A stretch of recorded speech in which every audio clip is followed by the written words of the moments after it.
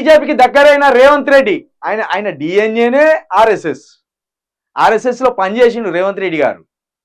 మళ్ళీ బీజేపీకి దగ్గరైన ఏంది? ఏదో ఇప్పుడు మన తల్లి మనకు జన్మనిస్తుంది, ఏదో కోపతాపాలతో కొన్ని రోజులు దూరం అవుతాం, మళ్ళీ తల్లి దగ్గరికే వస్తాం కదా. ఇది కంతే.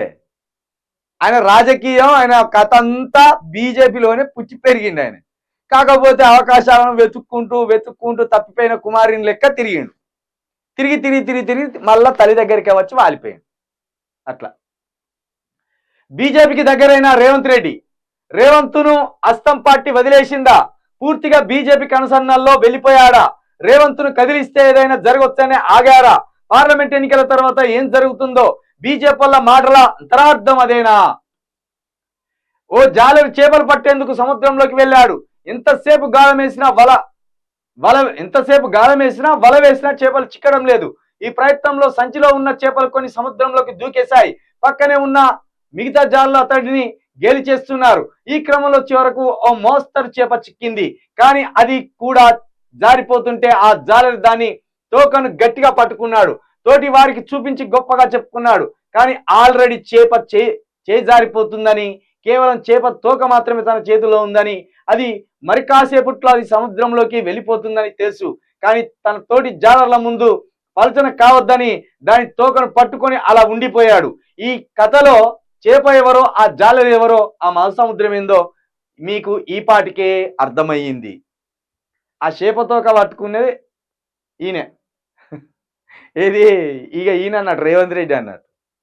ఆ చేప రేవంత్ రెడ్డి అన్నట్టు, ఆ మహాసముద్రం బీజేపీ అన్నట్టు, ఆ జాలరి మోదీ అన్నట్టు.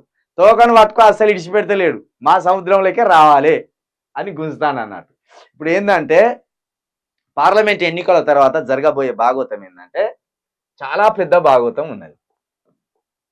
ఇది హరీష్ రావుకి చుట్టే ప్రయత్నం చేస్తాను. కానీ అక్కడ కాంగ్రెస్ వచ్చింది అనుకో, రేవంత్ రెడ్డి ఎటుపోడు, కాంగ్రెస్ లోనే ఉంటాడు అనేది ప్రచారం సాగుతుంది. ఇది ఊహ, రాజకీయ విశ్లేషకుల ఊహ. ఒకవేళ అక్కడ బీజేపీ వచ్చిందనుకో, రేవంత్ రెడ్డిని బీజేపీ క్యాచ్ చేస్తుందట. రేవంత్ రెడ్డి ఒక 20-25 మంది 30 మంది ఎమ్మెల్యేలను గెలిపించుకున్నాడని ఒక టాక్ ఉంది. ఈ 30 మందిని బీజేపీలోకి గుంజుతారట.